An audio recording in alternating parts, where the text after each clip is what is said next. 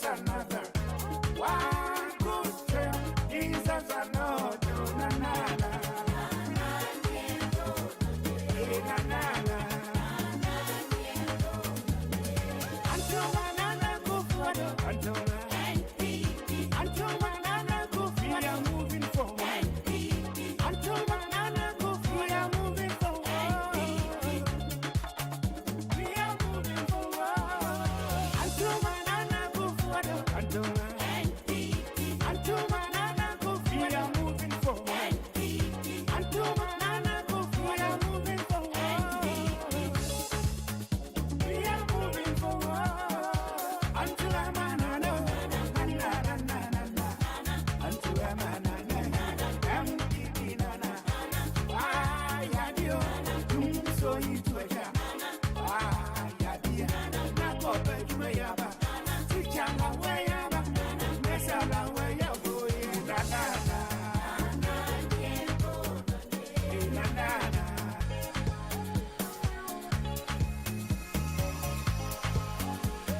Yeah, happy Sunday to all of you. Watching exclusive with my man right here. Today we're gonna digest some certain things going on in Ghana and all the promises, you know. It's just simple, some little conversation, nothing personal. You know how they call it, there's no any diabolic situation here.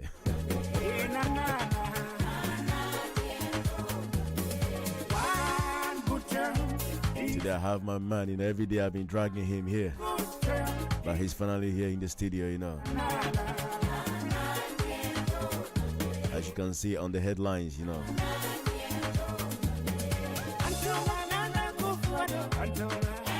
Hello sir, can you hear me? Yeah, I can hear you. Please, can you get close to your mic, please? Or you can draw it close to you if you want. Yeah, Okay, let me help you. I guess it's fine, right? Yeah, you can come to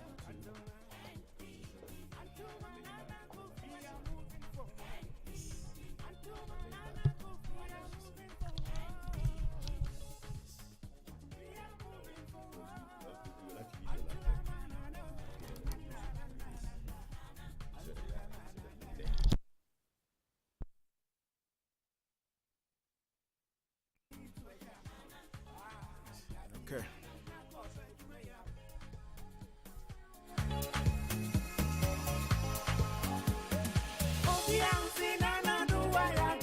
Yeah, happy Sunday to you too, Adriel say.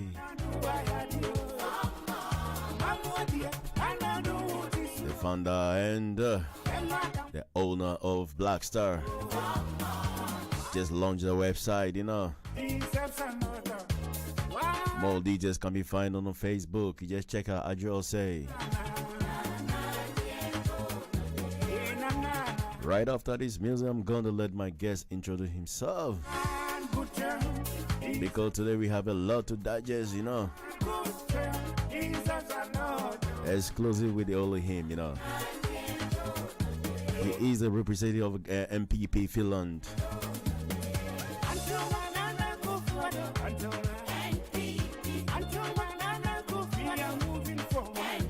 For more for Nana Ekufu Ado Dankwa. He is the current president of the Republic of Ghana.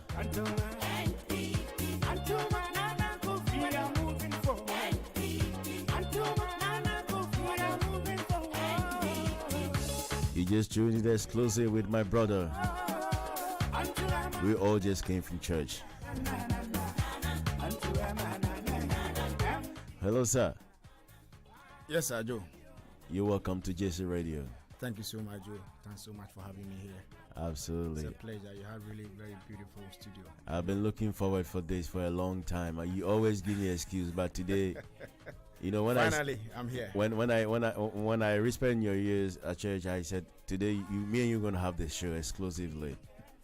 And I thank God. And you say, okay, no problem. So when you say no problem, I say, okay, today I'm going to have this man here. Sure. But I'm grateful. I'm grateful. It's an honor, man. It's an honor. Thanks, Joe. Thanks, Joe, for having me. Yeah, here. please tell the listener your name and your position. Yeah. Well, as you said, I'm James Mckeown, chairman of the New Patriotic Party's branch in Finland. Yes.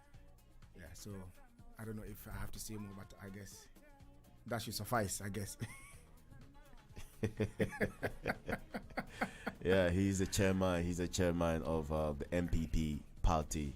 That's the New Patriotic Party. They're the one that in Finland. He's the chairman here. So I think, is it only in Finland or Yes, there's other yeah. countries also? Yeah, currently I'm the party's chairman in Finland. Okay. And also the chairman for the Scandinavia Caucus. So the Scandinavia Caucus includes Finland, of course, and Sweden, Norway, and Denmark. Oh, okay. Yes. So. Wow. But of course, the party has also got many branches in Europe here, also in Africa, and the US, Canada, South Korea, South Africa, Germany, France, Holland, Austria, Belgium, everywhere. Yeah, this question, I know that it is fact, and I know that the union here, which is the NPP union here, has been registered. I understand, and it has been recognized also in Ghana too. For sure. But for the listeners' sake, I want you to evaluate on that it has been confirmed that they have the NPP branch right here. Yeah, I think that you should be a stranger in Finland if you are not aware of the NPP party's Finland branch. And as you said, this branch has, it's been like almost 10 years since we formed this branch. Okay. And but then we officially inaugurated the branch in 2016. 2016. Yeah, that was when we officially inaugurated the branch. But of course, the branch was operating even before we officially inaugurated. Okay. And the current Vice President of Ghana, Dr. Mahamudu Bawumia, was the one who was here in Finland to inaugurate the branch. I remember. Yeah, yes, I remember. And since then, we've been very active. We've been, everywhere, trying to mobilize support for the party and for the government. Yeah. So approximately that is 7 years now. That is the 7th anniversary. Yes. So if you recall, in April 22nd this year, we celebrated our 7th anniversary, where we had invitation to some dignitaries from Ghana to honor the occasion. I know it might sound funny, but we will also touch on that part a little bit, because I know that there's thousands of people who need an answer to how all this happened, that although respectfully dignitaries couldn't show up, all those ambassadors and NPP, high profile personality couldn't show up and all that. But we'll touch on that aspect. No problem. Why the conversation is going on. Sure. Yeah, so now let's talk about, when before Nana, won the second round, I think there was a lot of promises. I'm not a politician. I don't know much about politics, but there is something that, of course, we all have ears and eyes to see. You understand? I've been to Ghana recently, and I know what's going on. Of course, to me, in my opinion, I think I will give credit to Nana in some ways that he has tried, because due to this pandemic, it's not easy. Globally, all countries have been suffering. Sure. Even in Finland here, things are not being easy. Yeah. Things are going so much expensive. Salary are not being increasing. So practically it's everywhere. So I want you to emphasize on what Nana have been doing, update us. Yeah, Joe. I think that since Nana Akufo-Addo became president of Ghana, yes, January 7th, 2017, a lot has happened in Ghana. Okay. There has been massive transformation in Ghana. Okay. And as you said, before we came into office, we gave a lot of promises to Ghanaians. Mm-hmm. That, we thought that, actually we believed that we were the better alternative to the then NDC administration. Mm-hmm. And Ghanaians, bought into our message of hope, mm-hmm. and gave us the mandate. And so since 2017, we have done a lot. We have done a lot, from education to health, to industrialization, to employment, to various sorts of infrastructure, roads. We've been everywhere. And So of course, if I don't know if I should take it maybe sector by sector. Yeah, we're going to go through sector by sector, because then I would like the specific answers to what Nana have done in such a way that maybe, okay, according to what you said now, Nana have constructed a new road. So how many kilometers of roads Nana have constructed to Ghana as much, and also some certain part that in Ghana has not been done till now. And it's not only Nana, it has been there for many person has come, let me say, or 2 or 3 person have come still now. That particular road has not been constructed, and probably if you have any idea of it that you want to elaborate on that, also good. So please carry on. First, let's talk about the one factory, one district, one factory. Okay. Let's based on that first. Yes. So, Joe, if you recall, during the electioneering campaign, one of the major flagship, policies of the NPP was the one district, one factory. Yes.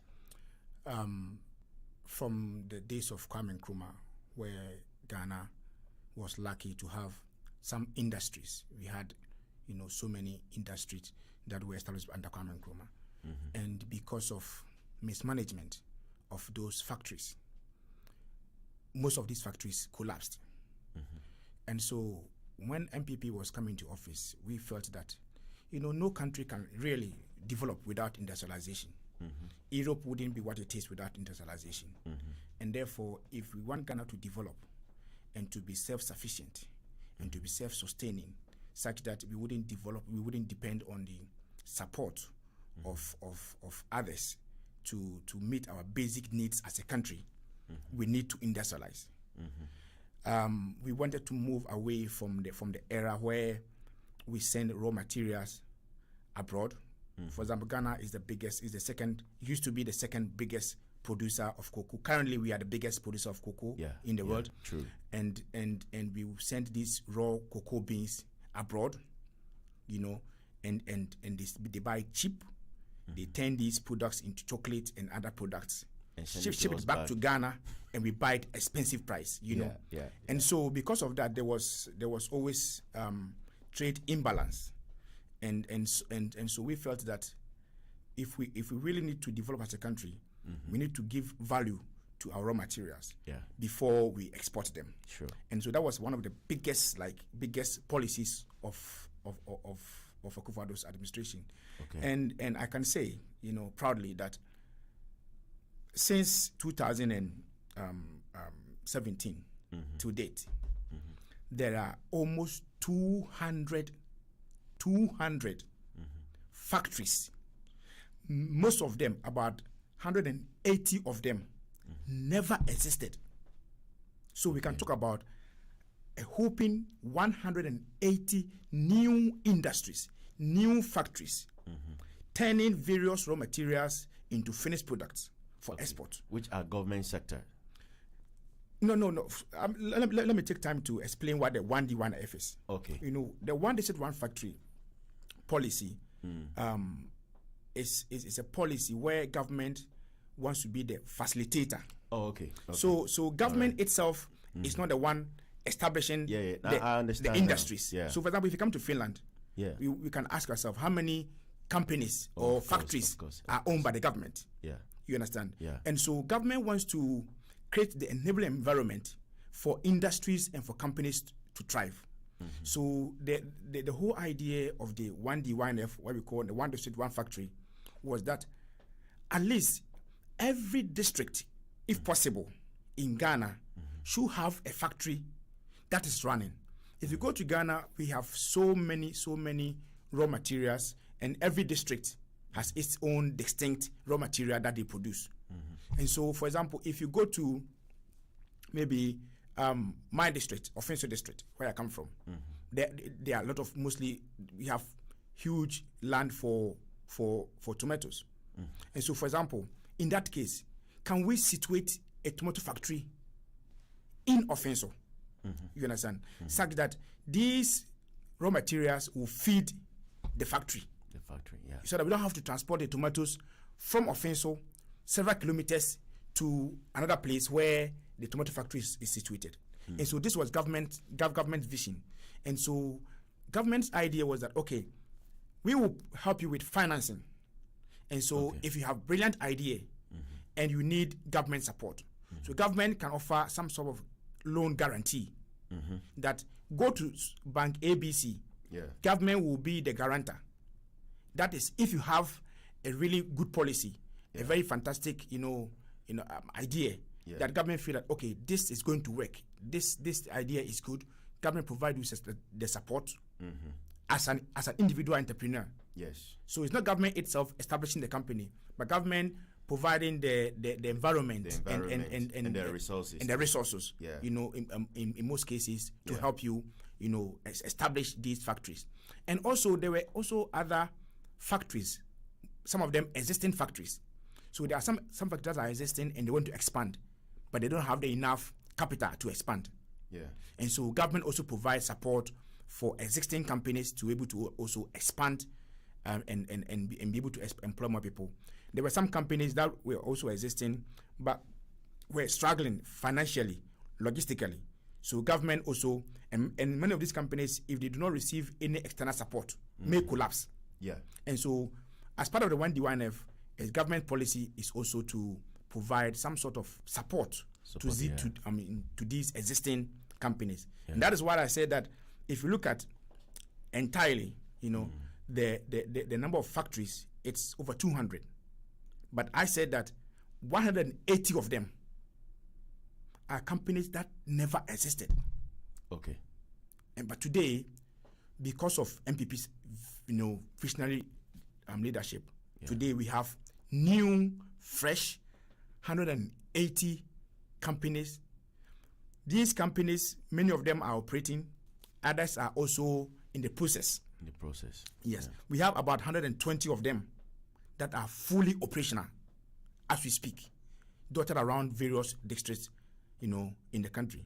And so when we talk about 1D1F, it's been amazing. The results has been fantastic. So today, because of 1D1F, Kia cars are being assembled in Ghana. Yeah, I think, Because of 1D1F, Toyota cars are being assembled in Ghana. Wow. Because of 1D1F, Peugeot cars are being assembled in Ghana. Because of 1D1F, VW is producing in Ghana. Yeah, you understand? They are build a plant. Yes. Okay. And so Ghana is now supplying the entire West African sub-region. And so if you want to buy Peugeot car, you don't need, and you live in Nigeria, you don't have to import the car from France. You understand? You can just buy the car from Ghana.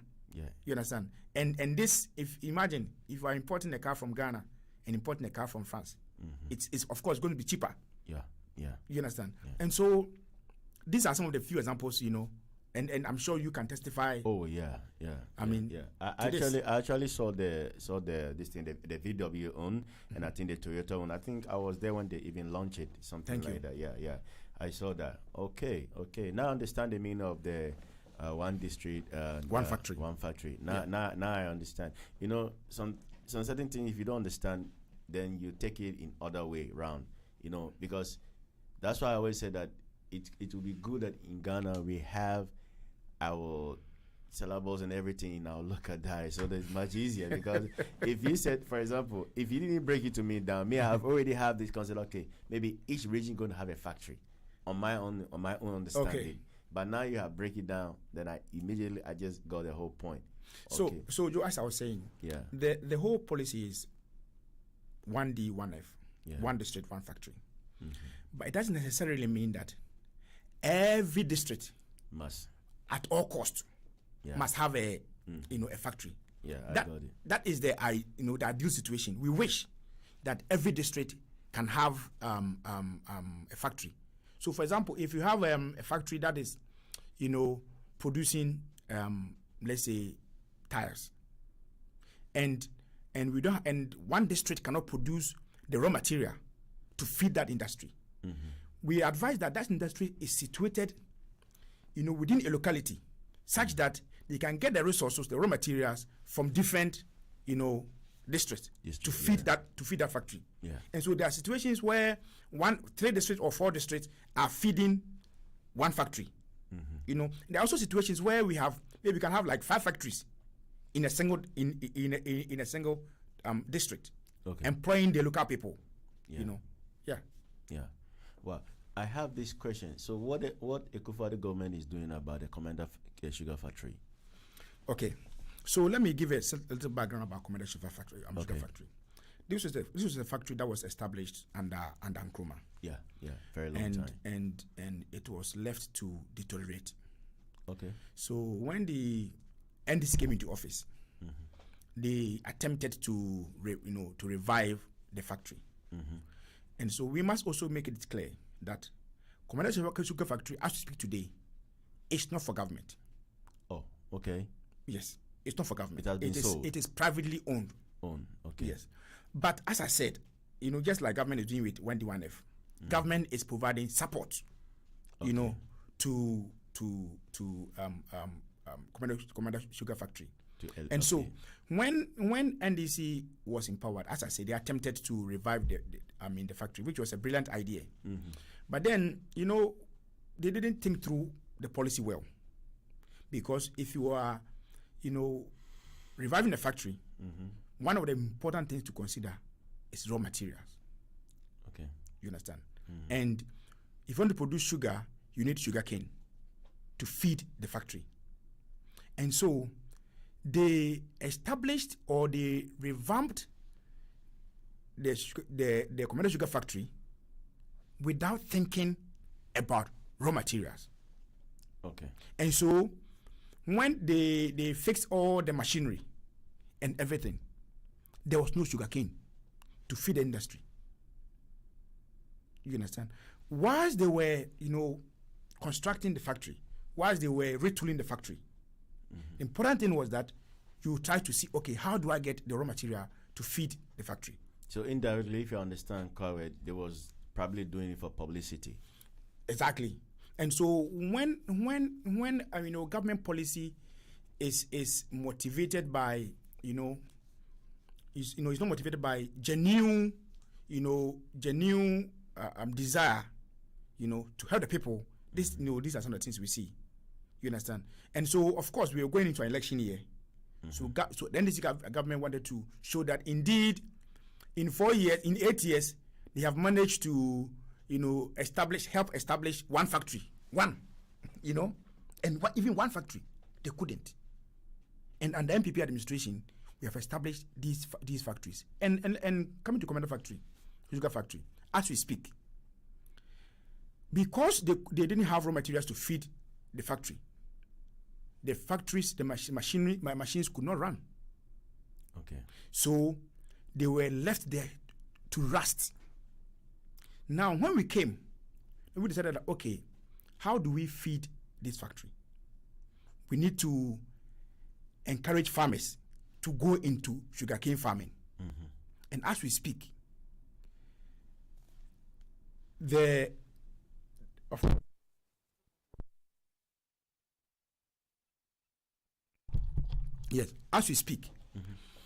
government is in the process of trying to make the factory run again.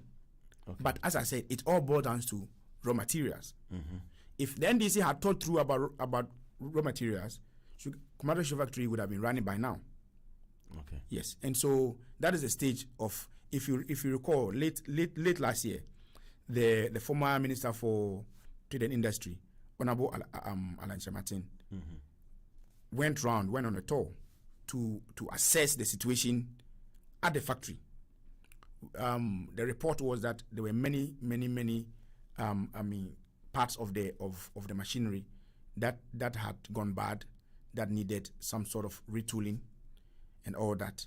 And so Commander Sugar Factory, by the grace of God, before this government, before 2024, you will see Commander Sugar Factory running and producing sugar for the Ghana market and for the West African market. So NDC actually, and Mahama regime, he actually take hold of this, and he couldn't able to think that, okay, I'm going to run this, but what I'm going to use to run this factory.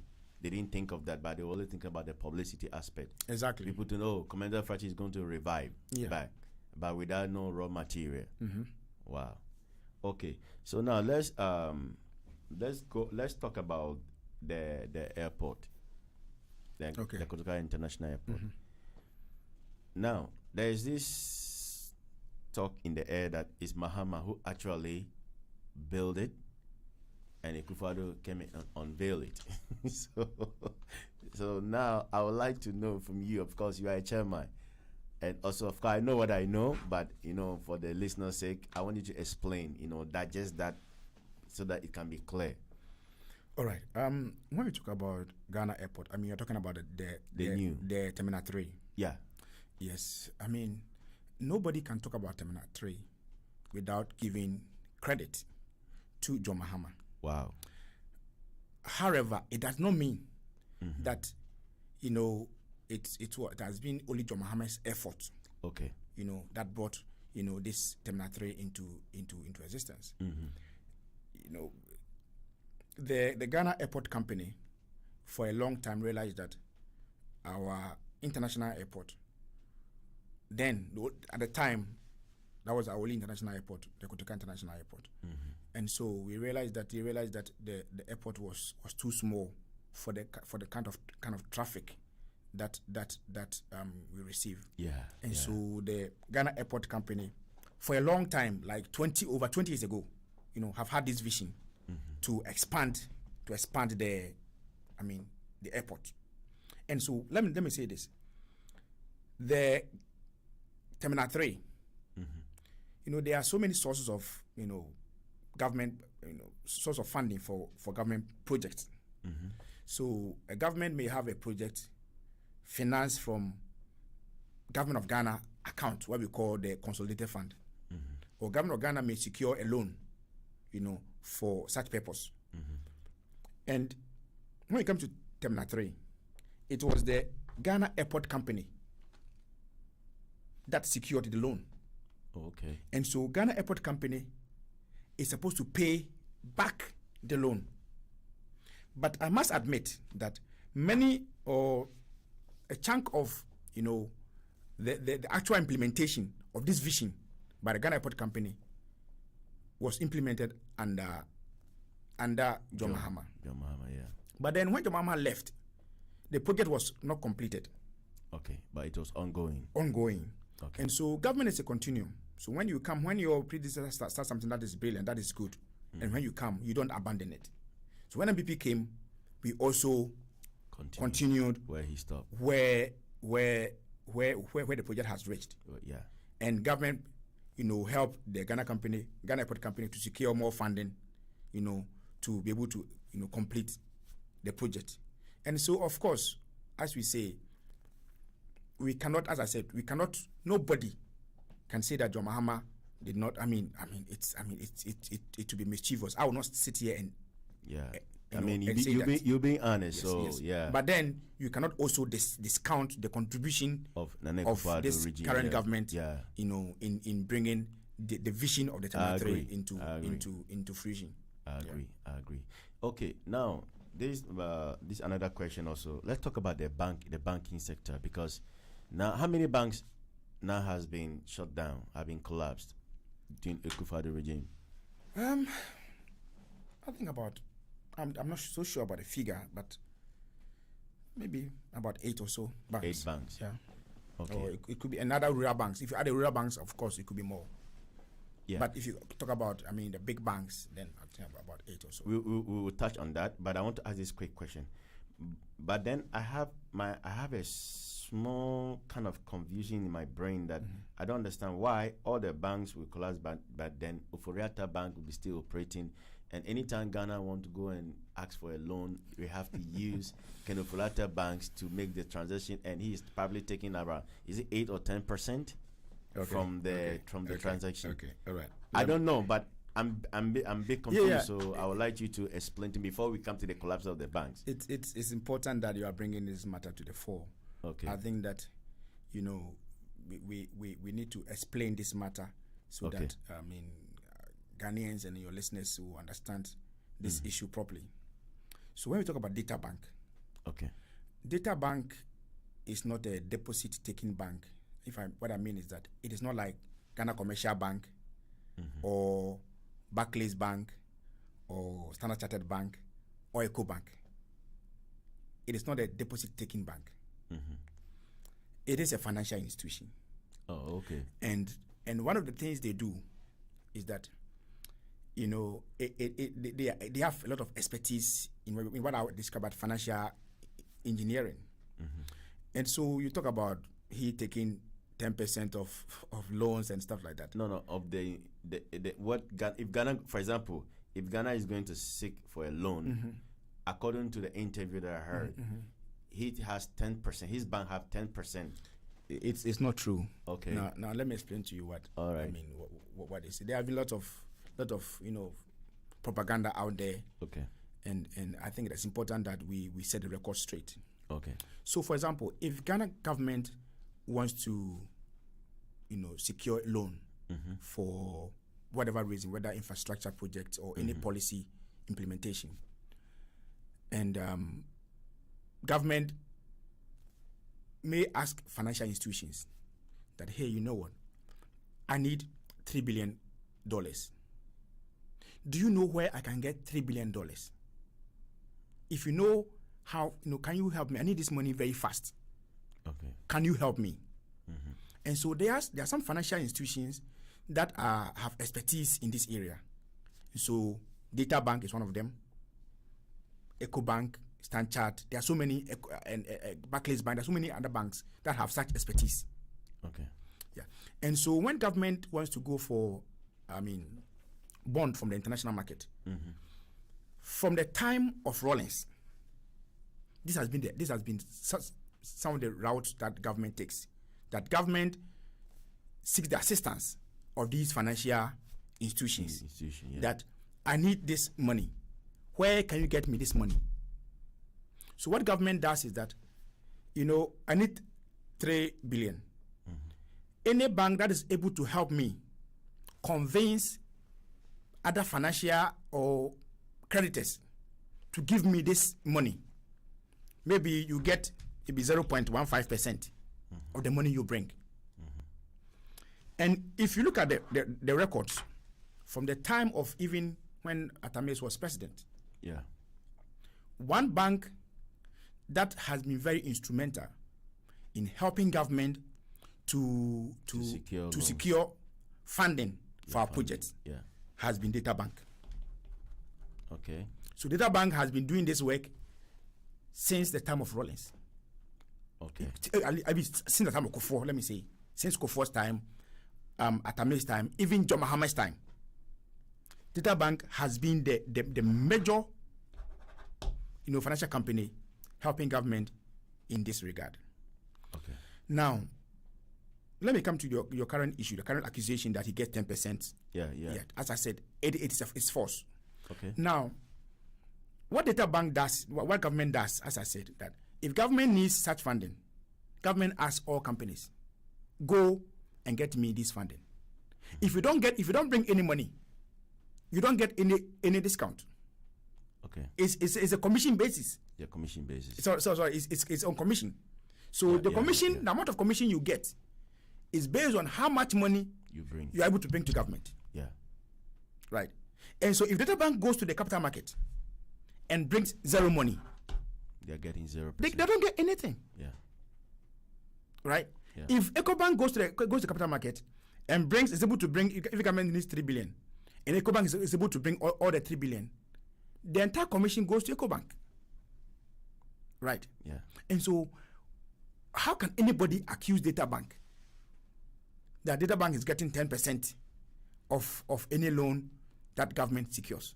Because, as I said, the commission on these bonds is not even up to 0.5%. It's 0.15%. Wow. Okay. So, if anybody,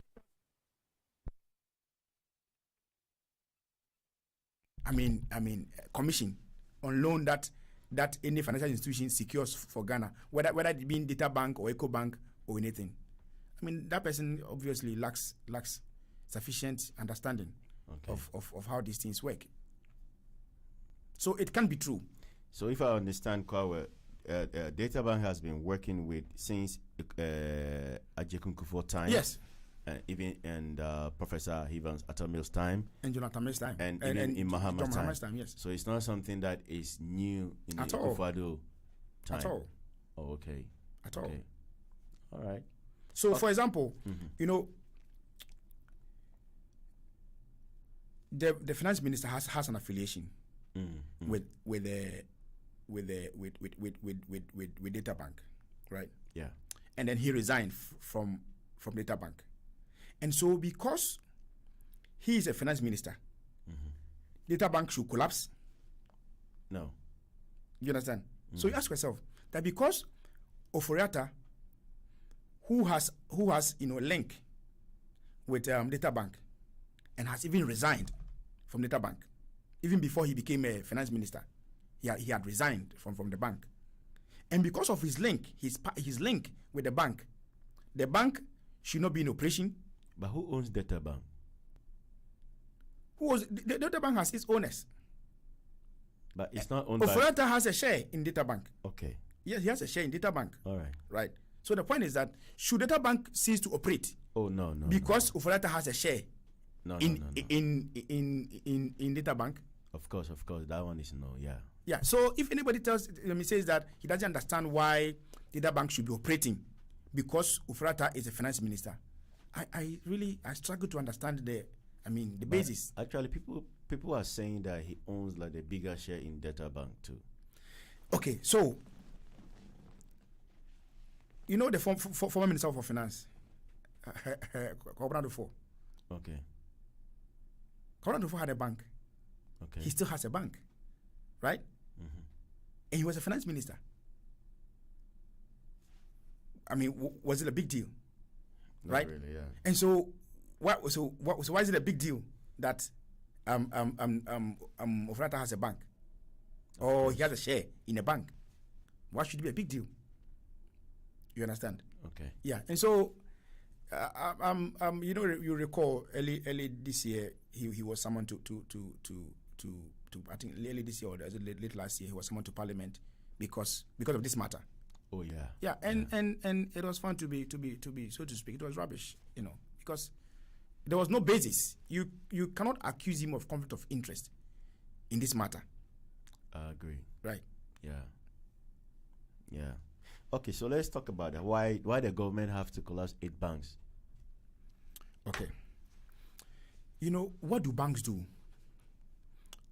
That's the first thing we should ask ourselves. Banks are supposed to, you take people's money, you invest the money. Yeah.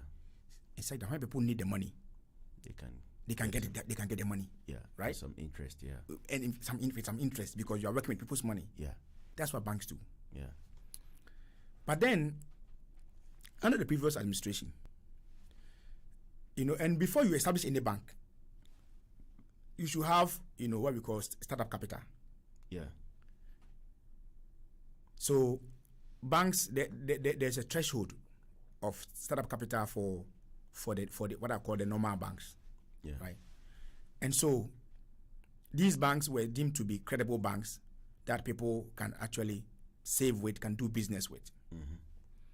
But then when it gets to a point, sometimes banks can give loans out, and people are not paying the loans. When people are not paying the loans, it means that if you have deposited money at the bank, and government has given that money as loan to other people, and go to bank, you may not be able to access your money because the money is not sitting at the bank. The money is with somebody who has not paid.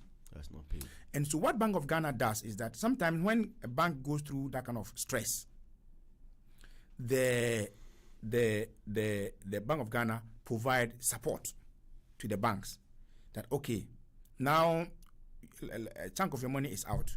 You cannot, people cannot withdraw money from the bank. And so we need to cushion you such that the bank, people can have trust in the banking system. Because if people put their money in the bank and want to withdraw and they cannot have access to it, the next day they start putting their money under their pillows. And that's the system that we wanted to move away from. And therefore, Bank of Ghana provide support to to these banks. Now, these things went on for a very long time.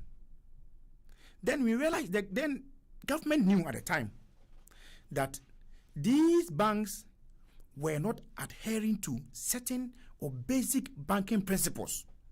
We should not bring about this kind of scenario where Bank of Ghana has to be providing these supports. Okay. You get a point? Yeah, I'm following. So these banks, sometimes a bank which doesn't have enough money to pay its workers, or sorry, to give to people who have deposited their money there, they will take this money, go outside Ghana, and use that money to establish banks outside Ghana. Okay. You understand? Yeah. They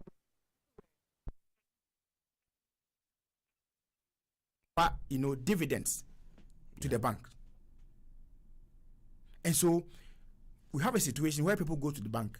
People go to bank. People were beaten in banks because they go there, they can't access their money. They say, if you don't give me money, I'm not leaving the bank. Sometimes the bank have to force people out.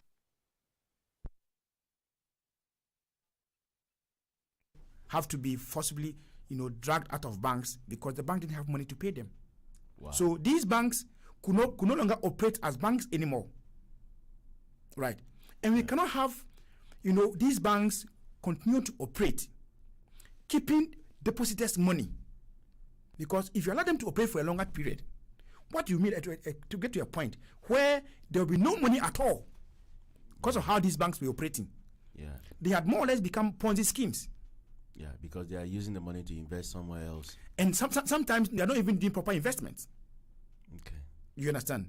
So to get to a point, and Bank of Ghana provides guarantee. If you go to put your money in a bank, Bank of Ghana provides guarantee that this bank is a legitimate bank. If you put your money there and you can't get that money, Bank of Ghana will have to provide you that money. Okay. You see the danger? Yeah. And so if we watch many banks operate in a way that is not sustainable, operate in a way that will bring more debt to Bank of Ghana, and for that matter, the Republic of Ghana, government must do something.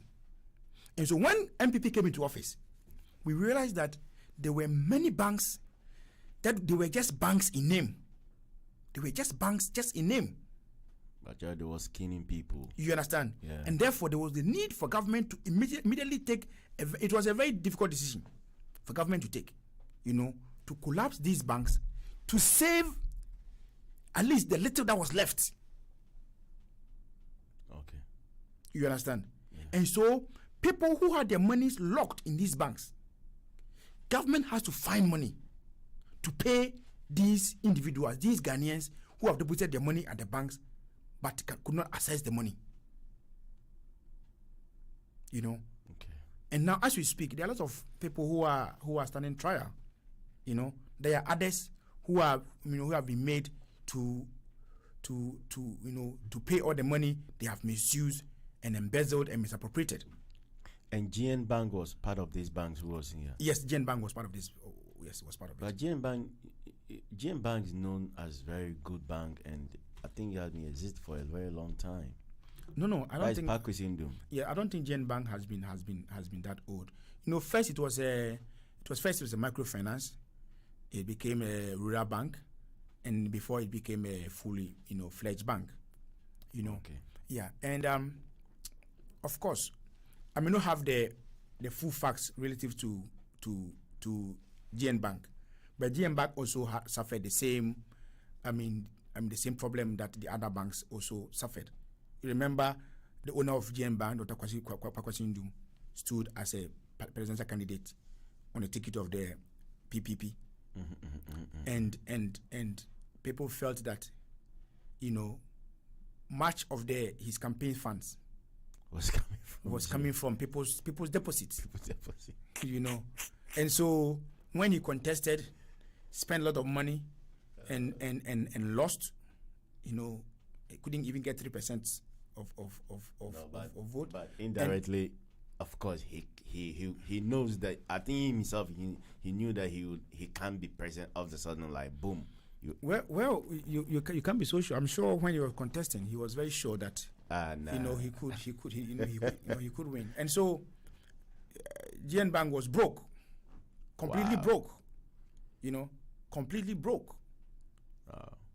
So we can't, if government cannot watch such financial institutions to continue to exist, when people have deposited their money, they can access their money, and because once the bank continue to exist, people will still be putting their money there, of course, and they can't have their money. Ignorance, yeah. And and then so how long are we going to wait for that?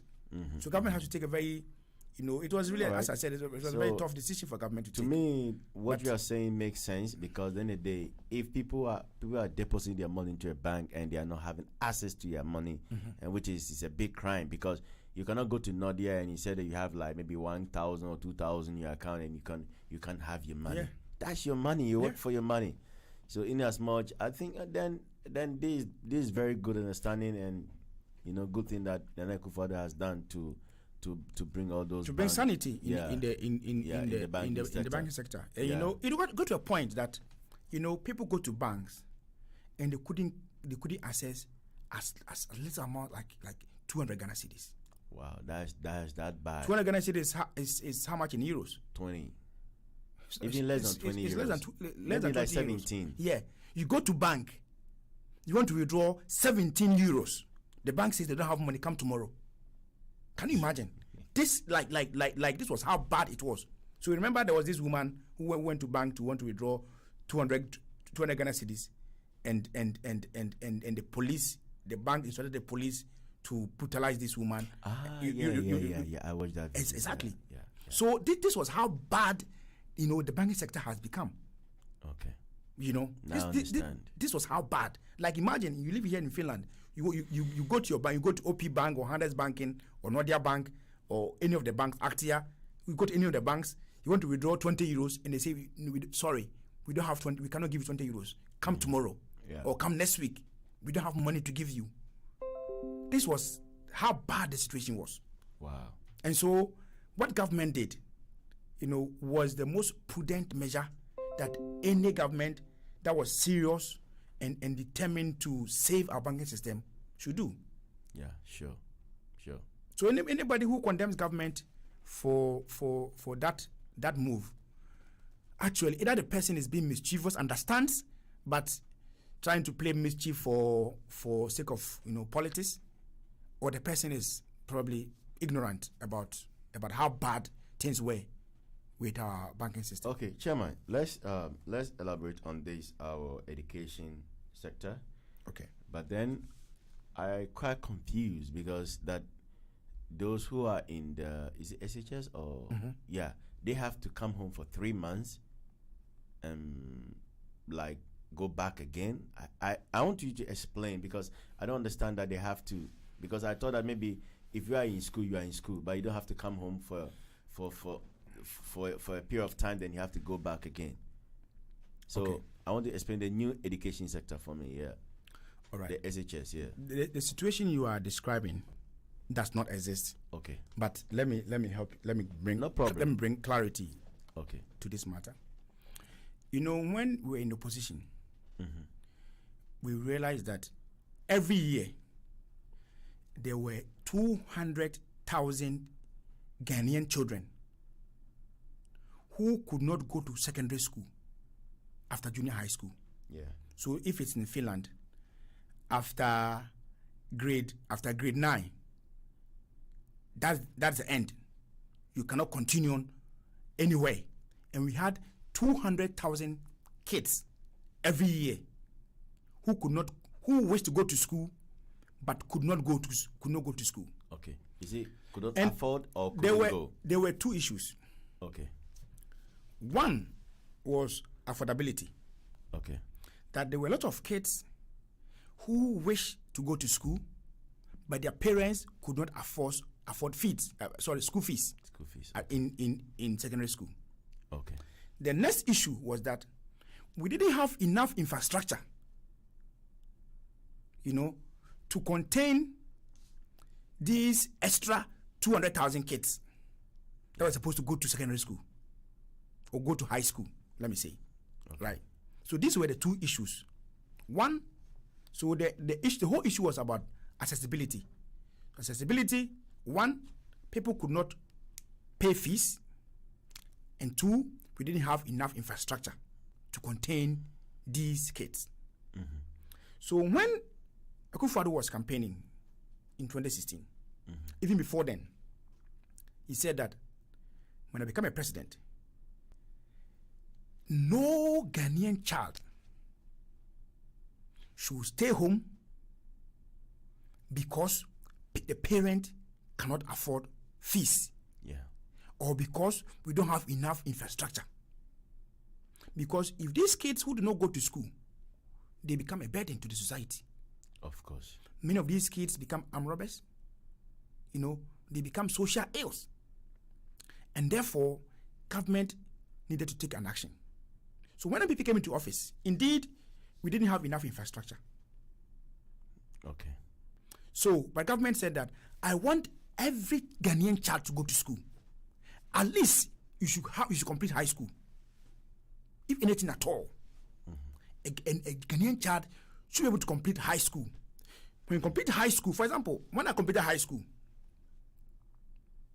I was able to teach after high school. I was able to do certain things after high school. You understand? I could be useful to society after high school. And so, government said that every Ghanaian child at least must go to high school and should be free. So government was determined to find the money, whatever it is, or wherever the government can find that money. The government said, you know what, we have oil. Why don't we use the revenue from our oil to give future?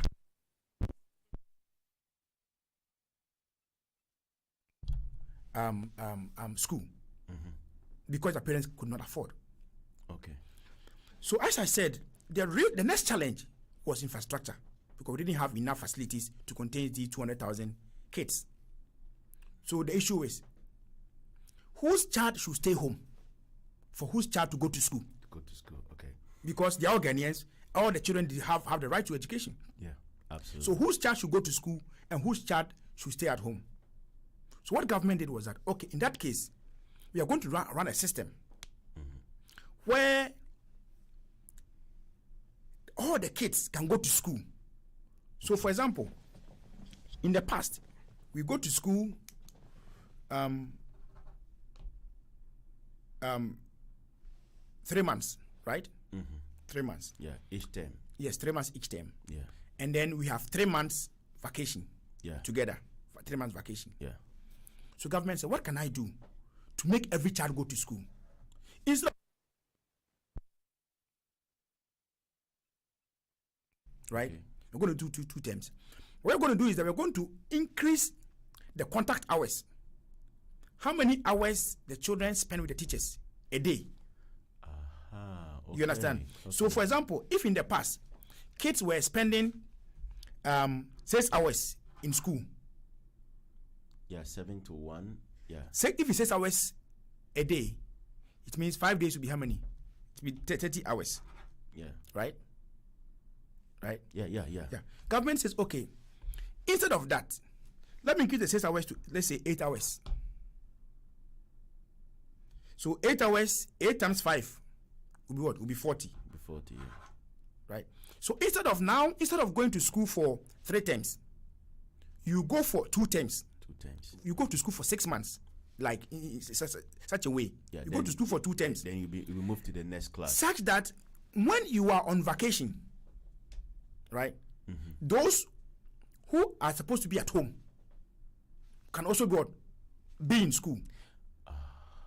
So government did it in such a way that, in fact, now the number of hours kids spent in a term, in terms of contact hours, was even more. The government increased the contact hours, was even more than when they were having 3 terms. Okay. And there are some schools where a lot of kids prefer to go. And so there were some schools that were overpopulated. So such schools, is where government ran that system. You understand? Not the entire country. No. Okay. Such that no child will stay at home. And so between 2017, when government came into office, and 2020, government has been able to build enough infrastructure to contain all the students. So now that system has been cancelled. Okay. So today, still. Okay, still. Yeah. Okay. Nobody minimize the hours. Yes. Nobody is running what we may call it a shift system anymore. You understand? Okay. And so, if anybody, I'm sure. I mean, of course, I'm sure. Maybe you may not have followed this issue.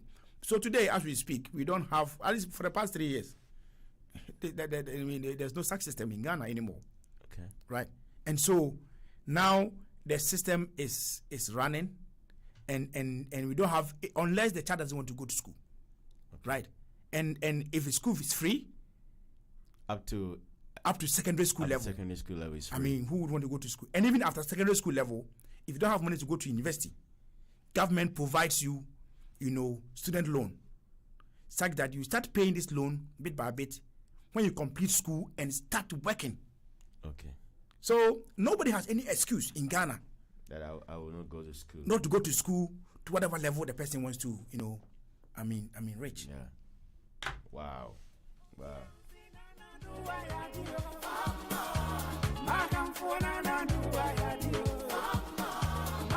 Hey, today it has been a wonderful day with my main man right here.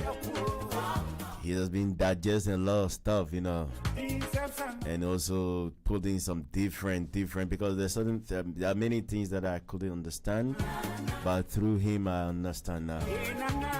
Something like this, education, and the one district, one factory, all those things. I was taking it different ways, but definitely he has explained to me. Likewise, I think you also, you have got proper understanding. Hey, big shout out to you, G-Phil. Azignana Edu Jenfi. If you have any question, please send it. Please. The number on the screen, or you can call, or you can also send message through our Facebook, or if you are watching from Facebook, or you are watching from YouTube, please pop up your comment. Mr. James Mckeown is here. He will answer you. He's ready. He came with his laptop. He came with his papers. Everything is here, right in the studio here. He told me, Charlie, today I did ready. Hey.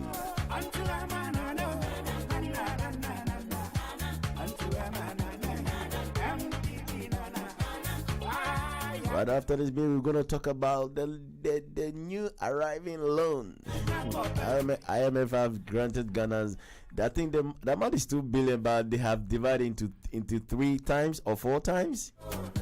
Now Ghana have received $600 million. So we're going to talk about that right after this music.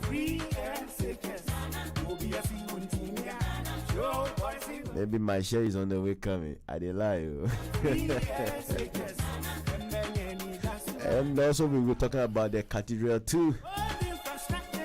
The new update on it. My man has been doing extremely well. Explaining, pulling fact together, And the last one will be the roads. How many kilometers? Honorable will give us all the facts on it.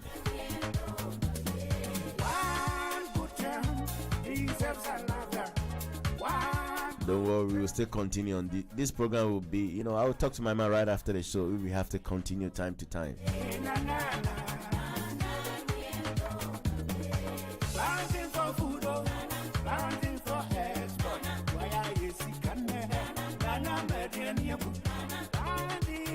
Maybe we leave the health sector in another time, because that one is a broad, it's a lot to explain.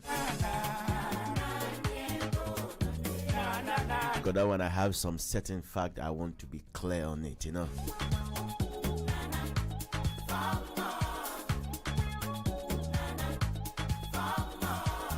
Yeah, Honorable. Mm-hmm. Let's talk about the new money that has arrived in Ghana from IMF and I think it's 2 billion, but they say they're going to pay. They're not going to pay in full. Or no, please. It's 3 billion. 3 billion. 3 billion. Yes. So it's going to come how many times? At the moment, we are receiving the first tranche, which is 600 million. Yes. Yes. The others will follow accordingly. Yeah. Okay. So this 3 billion. Yeah. No, you're good. You're good. Listen, everybody is hearing you very loud and clear. Wonderful. 3 billion people more. So you're practicing. So which bank make that transaction? Which bank? Yeah. The money is coming from I mean, from it's IMF. Yeah, I know it's from IMF. I understand, but which bank has to make that how they call it? Is it proposition? This is not a bond. Oh, okay. No, so no private bank or any other bank. Okay, so it's going straight to Ghana. Ghana government. Ghana bank. Okay. Yes, Okay. Ghana government. All right. Exactly. All right. I got it. I understand. So I hear a lot of propaganda in the news. Diabolic. that I heard this guy, what is his name, Captain Smart, saying that Ofurata has already pocketed 10% of the IMF. Yeah, loan, that's what I'm saying, because people, that is the narrative. People are like, even me, if you hasn't explained to me today, that's what I also, of course, I'm going to pick it from what he's saying. Yeah. You understand that, okay, his bank made that transaction, and, definitely his bank is going to have 10%, and which is, the calculation has been done. Those who are good in mathematics, they should make 3 billion, so 10% times 3 billion divided by 100, that is a lot.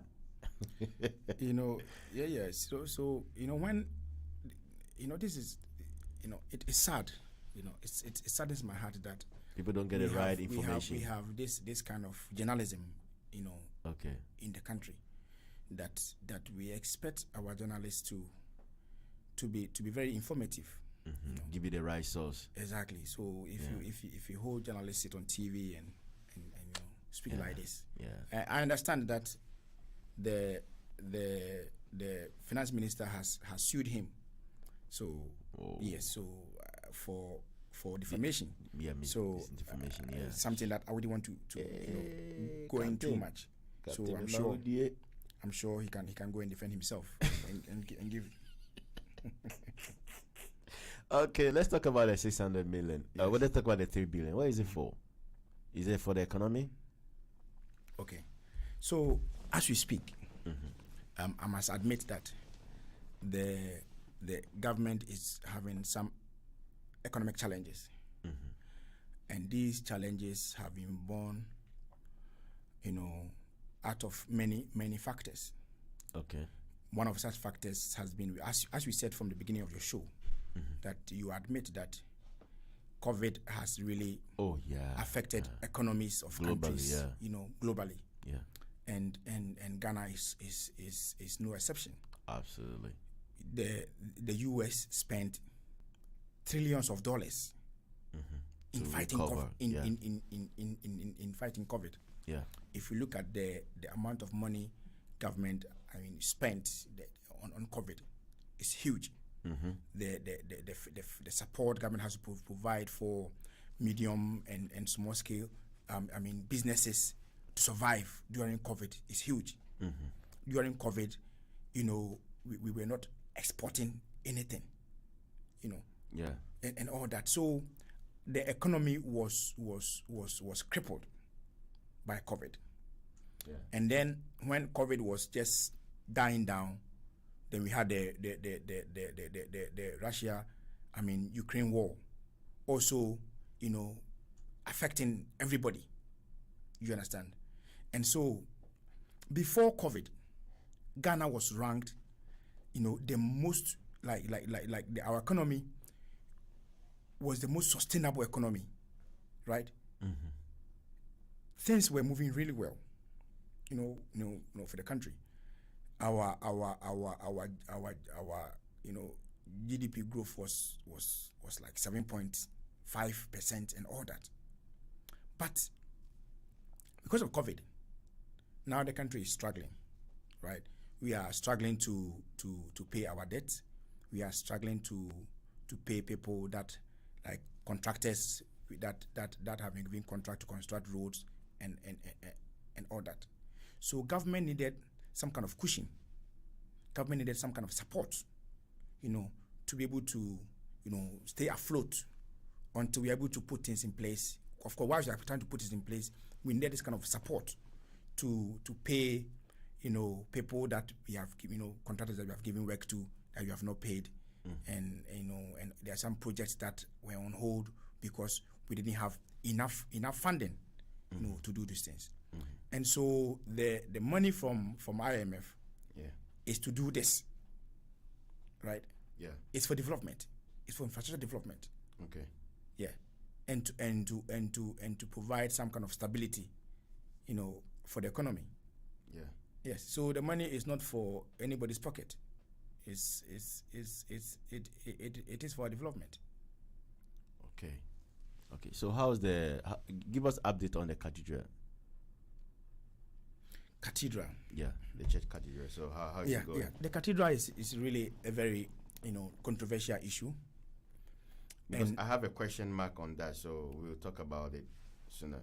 Okay, I don't know if I could know your question, so that I'm sure, so that I can address it as part of my whatever I want to say about okay. cathedral. My question is that, of course, God bear me with it. I have nothing against God's church. Okay, I'm a Christian, a very dedicated one. But then, do you think that all this huge? I know that he made a promise to God and all that. He wants to build a temple for God, which is good. You understand? But do you think that is it the right time? Okay. Yeah. Is it the right time to build a cathedral? Yeah. As the economy is not stable now. There couldn't have been any better time. Okay. I'm sure you have been to the Finnish cathedral in Helsinki. Yeah. At the time that cathedral was built, did you know the economy of this country? Of course, I wasn't here, so I can't tell. Yeah. So there's nothing like a better time to do anything. Okay. But let me clear this. The cathedral is not a church. I know. It's there for like anyone want to host an event. Exactly. Or for tourist attraction. So for example, when you put this when you have this commentary that Akufo-Addo wants to build a church. If I'm not a Christian, of course, I will oppose it. If I'm a Christian who thinks that the state should not build a church, I will oppose it. So the question is the cathedral the government wants to build a church? No, it's not a church. Of course, it's not a church. Thank you. Per se. We know we used to have, or we have the National Theatre. Years ago, that facility was appeared to be very huge. That was where we held many national events. Yeah. Right. Now that place is not big enough to host any decent national event. Right? Okay. So tell me, do we have any place in Ghana? Apart from the National Theatre? Apart from National Theatre? No. Where we can say this is a government facility. No. Where, very decent place, well constructed structure, where we can have any national event. No. We don't have. Yeah. Therefore, we need such a place. Right. For me, the challenge I have, what has actually, contributed to this negative narrative about the cathedral is the name cathedral. Right. When people hear cathedral, what comes in mind is church. Okay. Right. So if you want to build a church, then why should we spend a lot of money, state money, building church? Because the others who think that the Christian community, if they need a bigger facility as a place of worship, they should be able to build it themselves. Of course, they have the Christian. Right. Exactly. But this is not a church. Okay, so what is it then? So as I said, it's going to be a place where we host these national events. It's going to be a place where we have our history, we have museums, and we have so many stuff. And this place is going to serve as a tourist attraction. Going to bring us a lot of money. People go to the Finnish cathedral.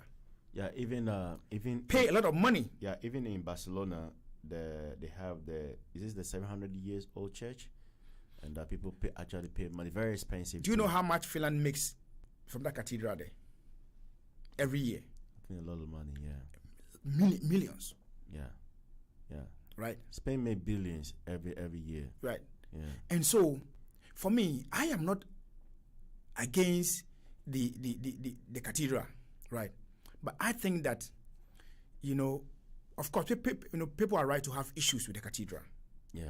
Because the others would think that, okay, government should be a bit more transparent about the issue. And I think that is fair, right? That is fair. People are right to ask for transparency as far as the building of the cathedral is concerned. Yeah. But the concept, the idea of having such a place, having such an edifice, is a brilliant idea. Yeah. There are others who may have issues about, okay, it could have been located at a different place either than Accra or Central Accra. Yeah. That is also a fair argument. Yeah. But the point is that, do we need such an edifice? Yes, we do. Right? Yeah. Yes, we do. And so for me, I think that the whole issue has got to do with how this brilliant idea has been communicated to Ghanaians. Yeah. And how this brilliant idea has been politicized. Other than that, for me, I think that if it had not been called cathedral, right, and has been given a different name, we wouldn't be having this discussion today about this edifice. So people actually got confused on not even the use, because they don't even know the use. Yes. But they just heard of the name cathedral, so they thought that, okay, probably it's a church. Yes. Okay. And also, of course, partly because and the president said that as part of the stuff that will be done there, you have a Christian museum, right? Of course, it's still not a church. Yeah, it's still not a church. Yeah. Right. It's not a church. It's just like a historical place. Christians can gather there. Yeah. If Christians want to use the place, why not? They can gather there. So if other religious groupings want to use the facility, then we are talking about a whole village. Yeah, it's huge. It's a really big, really big facility, right? Yeah, this is a whole village. It's a big facility, yeah. and so which is going to bring a lot of money to us. Wow. And so when people say they oppose the cathedral, do they oppose it because they think it's a church? That's why they oppose it. I think the narrative needs to or change. they oppose it, or they oppose the concept. Yeah. So I think that I admit that the communication has not been done properly. Has not been very well. Yeah. And I think that is the part where I wish that government will, trying to emphasize, work more. Yeah. To address it properly, to bring clarity. Yeah. And that is why I'm here and trying to. Of course, if you didn't explain to me today, I didn't know that it's like abroad. Everything is is containing a lot of stuff. Oh yes. Yeah, it's not just a cathedral that we go there. You're going to have shops there. You're going to have, it's going to be Yeah, so it's more like everything is going to be there. Yeah, it's just like, let me say, it's not more like a shopping mall, but it's more like a historical place. If you go to DC, they have this black museum, which you go, they have everything there, but it's not a shopping mall. You understand? You can rent the venue to do something, but exactly. It's a history place that they also have a church. They have, okay. Exactly. So this is the kind of facility we want to have in the country. Wow. And so the idea is brilliant. The idea is fantastic. You understand? But I think that we could have probably communicated this brilliant idea better way than we have done. Okay. Honorable, 2 questions. 1, what do you think Ecuador could have done better? And I'll give you the second question. What could have done better? Yeah. If we have to go back as a government. As a government. Well, to be sincere with you, yeah, I'm a chairman of the party's branch here in Finland. But there are things I'm not happy about. Of course, I know you're an honest person. So I will not sit here and say that the government has been 100%. Yeah. It's not possible, yeah, to have 100% delivery.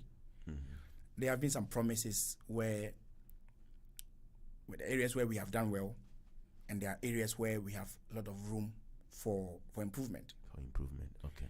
One of such areas where I have a really big problem is, though we have done pretty much very well, but I think my expectation has not been met.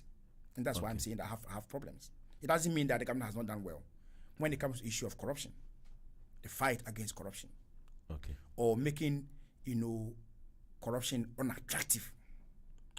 Because when we were coming to power, there were a lot of issues, corruption issues. People expectation of people that people, a lot of people who should have been in jail by now. You understand? Yeah. But then, of course, the next thing is that, do you blame the government also? That's another thing. We have to look at the whole thing holistically. So, for example, if the government takes a corruption case to court, right? The president cannot just wake up and say that, hey, you know what, jail this person tomorrow. No, of course, it doesn't work that way. Ghana is a very democratic country, and therefore, the court must follow due process. Yeah, absolutely. You understand? President cannot give instructions to the judges that, hey, you know what, this case, I want it, done and dusted by tomorrow. Yeah. No. Yeah. You understand? And it's also, I also blame our legal process. Things are really, I think it's super slow, right? There are a lot of people who are in court. Of course, there are others who are in jail, right? But then I think that a lot of people should have been punished than we have seen, right? And that is why, and that's why I have an issue that I expected that by now, many of the people, and we had, it's not that these were not just allegations. You know about the bus branding issue, right? Who has gone to jail because of bus branding issue? Yeah. Of course, it's in court, but it's slow. It's too slow, right? And therefore, I wish that our court system could be, they could expedite some of these things. Yes. So that people will have confidence in the government and say that yes, this is a government that is desirous of punishing, these individuals. Individuals. Yeah. Who dip their hands into the government, into government funds, and misuse and misapply and embezzle government funds. Yeah. Right. And that is one area where I have a big challenge. Yeah. But the issue is, can we entirely blame the government? Okay. That's also another issue. Okay. You understand? So the entire state machinery should be, should be interested in expediting issues of corruption, such that we do not create an impression in the minds of the general public that people who are corrupt, where there are evidence, where there are indisputable facts in the case, and it goes to court and it delays unnecessarily. That is a big problem for me. Yeah. So if you ask me, that's one area that I have a really, really big problem. Okay. So I wish the judiciary or our court system could be a little bit faster when it comes to matters of corruption. Okay. All right. That is fair. Okay. The last question, and we will come to our end of the show. And I have so many questions, but we're going to continue next week, if God willing, we're still alive by His grace. In all, I want to know that I have two people in mind, Kennedy and Alan. Okay. What is your issue with Kennedy and Alan? No, I don't have an issue with them because I like them both, because they are business people that to me, they're more like a mentor to me. I look, like they.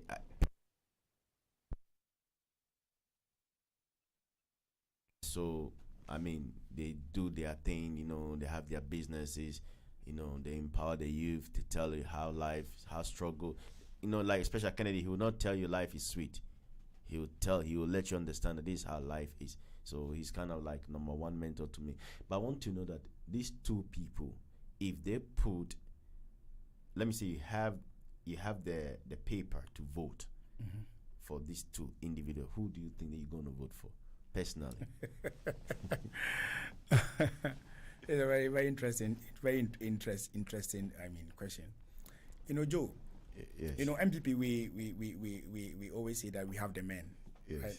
Yes. And currently there are about at least 10 people. The flag bearers. Yes. Wow. Who have put themselves up to be voted. Wow. That is a lot. As candidates to represent the New Patriotic Party in the next elections. Yes. And all these 10 people are super competent people. Okay.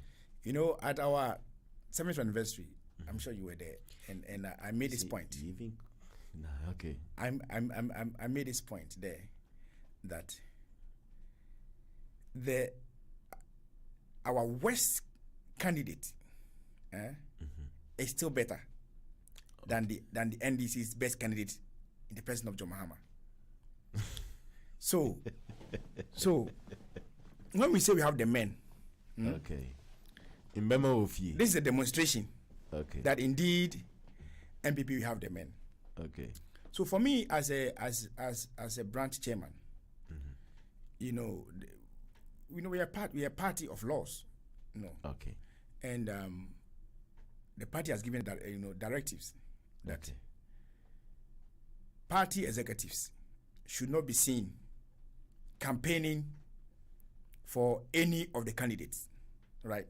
Okay. Because as a party executive or as a party chairman, I should provide a fair play, fair grounds, Okay. for all the candidates, right?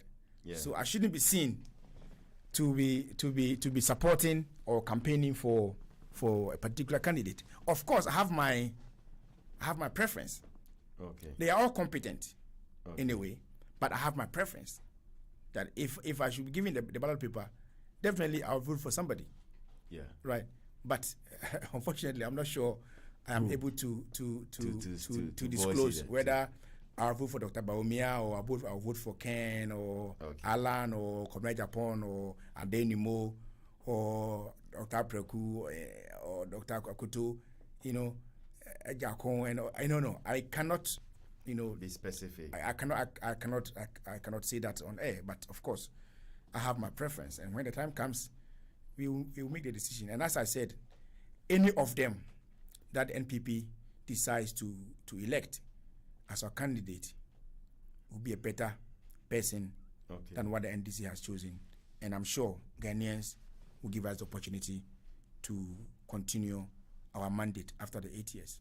Okay, now, the last one before we go, okay, just under 2 minutes or 3 minutes, just digest it so that people will have proper understanding what exactly happened on your 7th anniversary. Okay, that's with fine. All those diploma and MPP high profile people was coming, and I think only one was able to make it in Finland, and we have almost like 7 or 8 people on the poster, and I think an Honorable Kennedy Japan and the Vice President was more like people was waiting for. Me in particular, I was waiting for Kennedy, Honorable Kennedy Japan Kennedy. I was waiting for him personally. So, of course, I felt bad when I heard that he couldn't make it. But at the end of the day, of course, everyone deserves to be, something one way or other will happen. So please, explain to us. Yeah. Thank you very much, Joe. I think that on the occasion, at our anniversary, we provided, explanation as to why many of the people we expected, these top dignitaries, could not make it to the event. There were actually 2 issues. Okay. 2 issues. One of them was about visa issues. Okay.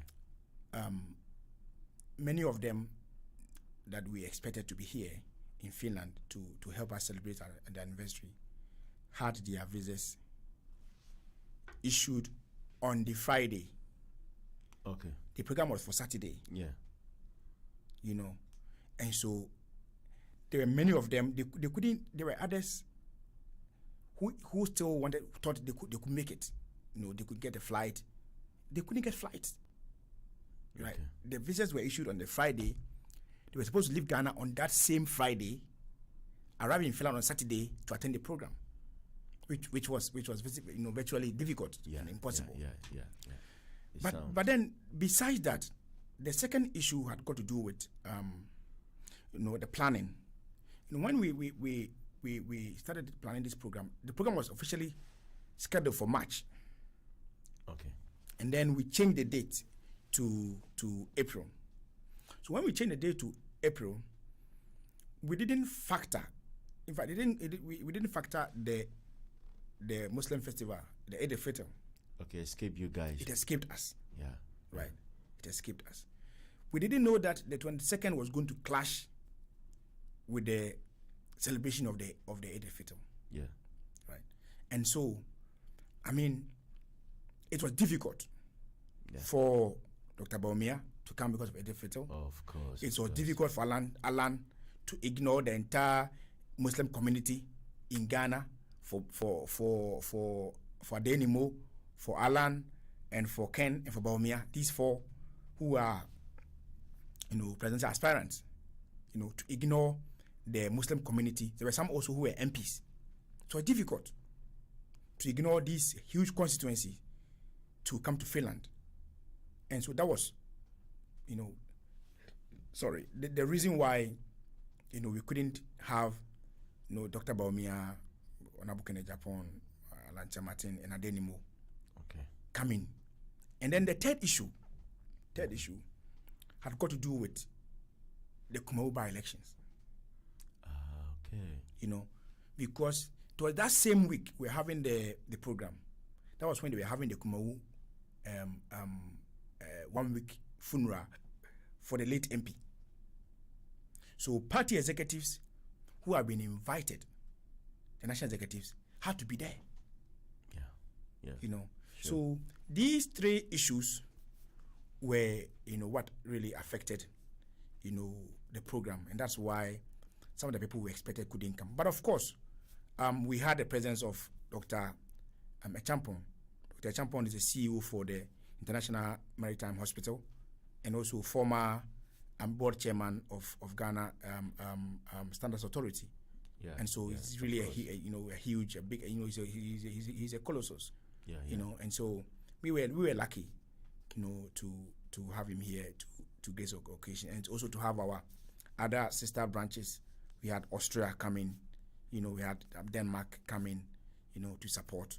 So we want to apologize to our party base in Finland that these people could not come. But of course, we are going to have other events where these people will be here in Finland. Dr. Bawumia has been here before. Of course. He's been here like 2 times.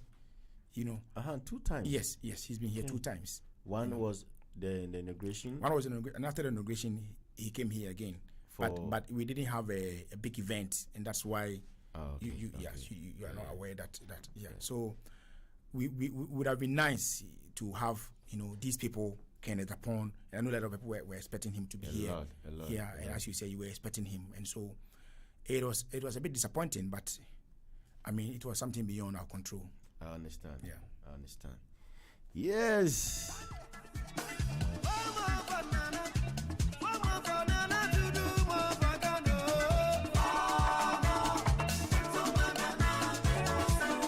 All right, but do you think that we can continue next week Sunday? Yeah. Let's talk about it. Okay.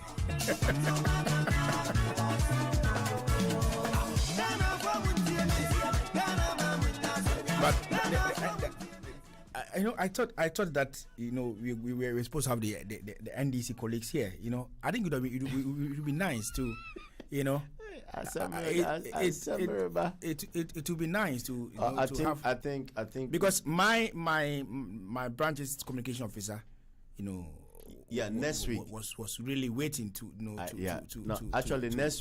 next week we will definitely. I think all of us are going to be here next week by the grace of God, because I think there was a kind of miscommunication. In between them, the president and I don't know. You mean the NDC chairman? Yeah, NDC chairman. Okay. Yeah. I think the information wasn't sent accordingly. So So it's well, actually, I'm not surprised they're not here because NDC are always afraid of any, intellectual discussions. So NDC, I'm doing a just challenge to you. I mean, let's discuss Ghana. Let's soon we'll be going into elections. You already have a candidate in the person of John Mahama. We think that John Mahama is he's a goner. So I don't think Ghanaians will make that mistake of re-electing John Mahama. But are you sure? Why? Come on, Joe. The mess this guy caused when I can't when say he had anything much because then the day I have to be neutral here in the neutral yeah, grounds. so bring the NDC guys. They need to be here. Let us discuss. They should come and discuss with us their policies. Kofi Eshuman, Honorable Patrick Osei-Jemai, Bongo, you heard Mckeown. He has thrown a challenge to you guys that you should come so that you guys could have intellectual discussion here. Yeah. Let's digest things. Mahama, which year Mahama came in power? I think 2014. 2012. 2012 till 2016. Okay.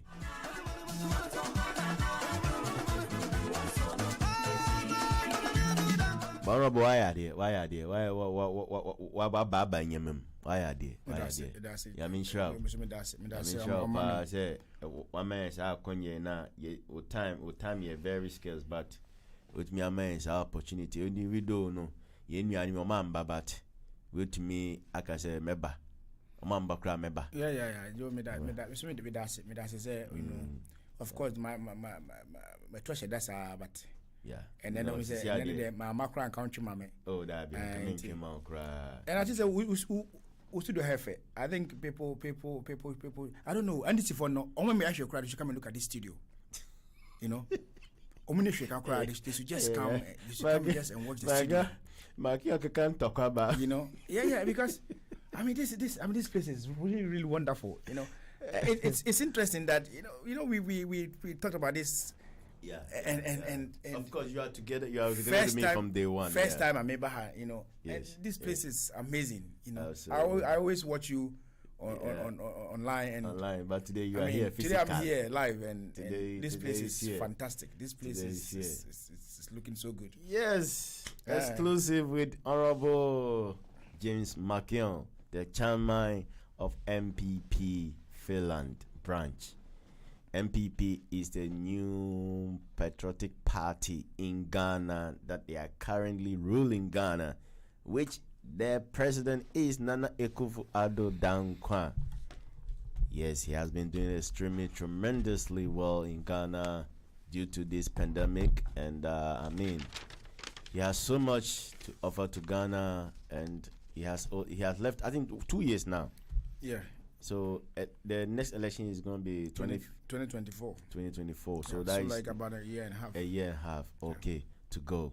So now we are just waiting for NPP to appoint their new flag bearer who is going to lead them to 2024 election. And I don't know who is going to be, but I like these two individuals, but it's difficult, Alan and Kennedy. But I wish any of them who will come out, they will definitely have my support. Partially support, so don't worry about it. The NPP will decide. Hey. We will decide. November, we will decide. Yes. All right, this is how we end the show. God bless you for tuning to JC Radio. We appreciate you for your time. And you have a wonderful, wonderful Sunday with your family, wherever you're watching from. Honorable, your last word and... Yeah, George. As I said, thanks so much for the opportunities to be to be in this studio, and to have this discussion about NPP and the government. Sure. As I said, there were a lot of promises that we gave, and we have delivered. We continue to deliver. Okay. We want Ghanaians to have confidence in the NPP administration. Yes. And that NPP is Ghana's best bet. Okay. And that they should continue to have confidence in us. The economy is struggling, we admit. Yes. But it's going to bounce back. But to me, it's normal. We are working hard. Yeah. The interesting thing is that even under this situation where the economy is struggling, we don't have doom so in Ghana. Oh yeah, that one. It's Yeah, stable electricity. You understand? When we didn't have this kind of stress, economic stress, we were sleeping in darkness. We couldn't even provide electricity for Ghanaians. Companies collapsed, right? And that under this COVID Ukraine war crisis, we have stable electricity for Ghanaians. Under this, harsh economic crisis, we are able to pay. There's no delay of government workers' salary. Yeah, nurses going on strike. I remember in Muhammad time, nurses on strike due to salary not being paid and all that. Yeah. And under this administration, we have employed more than 2.3 million Ghanaians. Okay. 2.3 million Ghanaians who didn't have work under this administration. These are people who have been employed by government. And I can give you ministry by ministry, agency by agency, year by year, how many people this government has employed under this economy. Please, I'm interested to know. Let's put it in the fridge. Next week, if the NDC people they will not show up again. We will still come here until they will see you here many times, and they are satisfied to come and sit here, and so that we could have a conversation and we can digest things and know that this is what NPP is doing, this is what NDC is doing. Then we can see which party has actually been benefit to Ghana. Ghana first. Thank you so much. Thank you so much for having me. Thanks.